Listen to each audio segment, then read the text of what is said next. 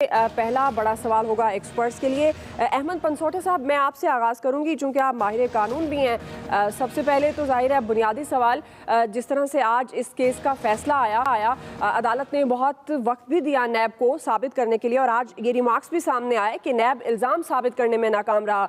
क्या केस कमज़ोर था, या जिस तरह से पाकिस्तान तहरीक इंसाफ का मौक़िफ़ है कि जो तरमीम की गई नैब को मद्देनज़र रखते हुए ये उसका इम्पैक्ट था, या आप समझते हैं कि जिस तरह अदालत के भी रिमार्क्स थे कि नैब साबित ही नहीं कर सका जो इल्ज़ाम उस लगाए गए थे।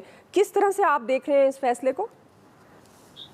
जी, थैंक यू वेरी मच जी। देखिए, सबसे पहले हमें ये अंडरस्टैंड करना है कि आज की प्रोसीडिंग्स में हुआ क्या है। आज की प्रोसीडिंग्स जो अपील प्रोसीडिंग्स थी, अपील की प्रोसीडिंग्स में जो नीचे फैसला दिया जाता है, उसकी लीगैलिटी और इल्लीगैलिटी को देखा जाता है।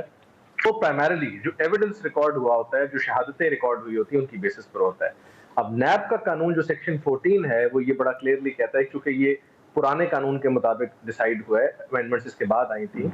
वो सेक्शन 14 ये कहता है कि प्रोसिक्यूशन ने, यानी कि इस केस में नैब ने, सबसे पहले एक रीजनेबल केस बनाना है, और जब वो रीजनेबल केस बन जाता है, बादियो नजर एक केस बन जाता है, तो फिर बर्डन ऑफ प्रूफ जो है वो शिफ्ट हो जाता है डिफेंस के ऊपर, यानी कि मरीम नवाज साहिबा और उनकी तमाम फैमिली और नवाज शरीफ साहिबा पे। इस बेसिस पर ये सारे का सारा केस जो है उनके खिलाफ डिसाइड हुआ, क्योंकि नीचे की अदालत ने, मातहत अदालत ने समझा कि वो बर्डन ऑफ प्रूफ जो है वो डिस्चार्ज करने में ये नाकाम रहे थे, और प्रोसिक्यूशन ने अपना एक रीजनेबल केस एस्टैब्लिश कर लिया था। आज इस्लामाबाद हाई कोर्ट ने जब उस अपील में उसी एविडेंस को दोबारा एग्जामिन किया, तो उन्होंने ये कहा, जो उन्होंने कोर्ट में उनकी बातों से सामने नजर आया, और ऑफ कोर्स बाद में फैसला अनाउंस हुआ, कि बादियो नजर ये लगता है कि प्रोसिक्यूशन, यानी कि नेशनल अकाउंटेबिलिटी ब्यूरो, इस चीज में नाकाम रही कि वो एक रीजनेबल केस बना लें अगेंस्ट द शरीफ फैमिली, जिसको फिर बर्डन ऑफ प्रूफ की बात तो फिर अगली होती है कि फिर डिफेंस के बर्डन ऑफ प्रूफ पे जाने की बात ही नहीं रही। तो लिहाजा इस बेसिस पर उन्होंने उनको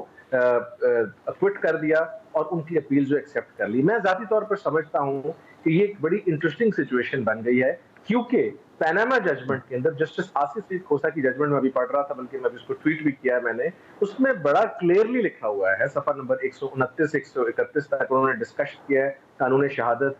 उसके बाद उन्होंने डिस्कस किया वो स्टेटमेंट जो डिफरेंट एरियाज में डिफरेंट टाइम्स पर शरीफ फैमिली जो है, उसमें उनके बच्चों ने और तमाम ने इस चीज को एक्सेप्ट किया हुआ है कि ये प्रॉपर्टीज उनकी है, और उसकी बेसिस पर जस्टिस खोसा ने ये होल्ड किया कि court can presume certain facts. ये आर्टिकल 129 है ऑफ द कानून शहादत ऑर्डर, कि जो सर्टेन डॉक्यूमेंट, जो फैक्ट है, वो कोर्ट अस्यूम कर सकती है, प्रिज्यूम कर सकती है। मैं समझता हूँ आज का फैसला ये उस जजमेंट से कॉन्फ्लिक्ट है। So national accountability bureau has a good case, let's see what happens in appeal. सही।